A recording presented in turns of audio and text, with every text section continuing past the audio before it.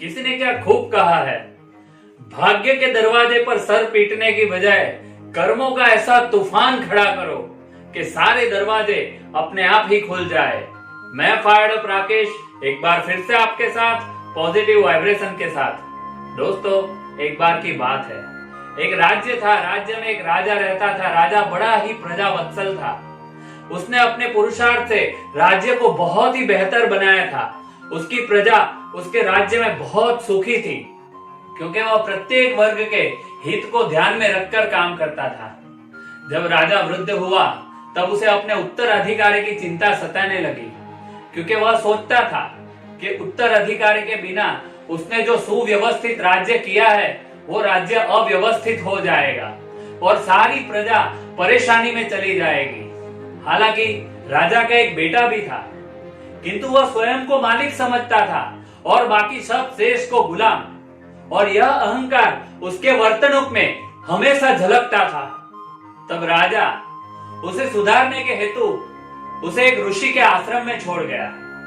जब दूसरे दिन ऋषि ने उस राजकुमार को कहा कि वत्स, यहाँ से 5 कोस दूर एक जंगल है, तुम जंगल में जाओ और वहां से कुछ फूलों के पौधे ले आओ और हर पौधे को अपने आश्रम के इर्द गिर्द लगा दो। यह सुनकर राजकुमार को बड़ा क्रोध आया, क्योंकि उसने तो हमेशा लोगों को आदेश देना ही सीखा था। किंतु राजा ने जाते वक्त उसे कहा था कि तुम्हें ऋषि की हर एक बात माननी है। इसलिए वह मन मारकर 5 कोस दूर जंगल में गया और वहां से पौधे लेकर आया और पौधे लाकर अपने आश्रम के इर्द गिर्द उसने लगा दिए। राजकुमार ने उसे सींचा और जानवरों से बचाने के लिए उनकी रखवाली भी की, और कुछ ही महीने में आश्रम के इर्द गिर्द बहुत सारे ढेर सारे बूटे बूटे फूल, रंग बिरंगी फूल, खुशबूदार फूल महक उठे। उसका यह परिश्रम देखकर राजकुमार को अपने आप पर गर्व महसूस हुआ, अपनी मेहनत पर गर्व महसूस हुआ। तब राजकुमार अपनी मेहनत का ऐसा फल देखकर बहुत प्रसन्न हुआ। ऋषि ने उन्हें शाबाशी दी और समझाया, वत्स, जो आदमी सोता है उसका भाग्य भी सो जाता है, और जो आदमी चलता है उसका भाग्य भी निरंतर उसके साथ चलता है। यह छोटी सी कहानी जिंदगी में हमें बहुत बड़ा अध्याय सिखाती है। अगर जिंदगी में आपको सफल होना है तो कंसिस्टेंट अच्छे कर्म करना पड़ेगा, क्योंकि success is not a destination, success is a journey.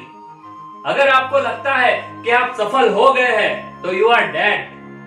बारिश हमेशा यह देखकर नहीं गिरती है कि जमीन फलद्रुप है या बंजर है, वह तो बस निरंतर गिरती ही रहती है, गिरती रहती है। ऐसे ही बारिश की तरह हमें निरंतर कर्म करना है।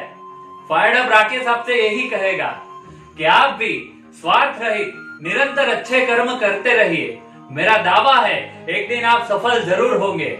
अपनों के साथ, अपनों के प्यार के साथ मैं फिर से आपको यही कहूंगा कि जिंदगी बहुत खूबसूरत है। आप बस अपनी सोच बदल दीजिए, जिंदगी अपने आप बदल जाएगी। आप खुश रहे, आबाद रहे। आपका बहुत बहुत धन्यवाद, शुक्रिया।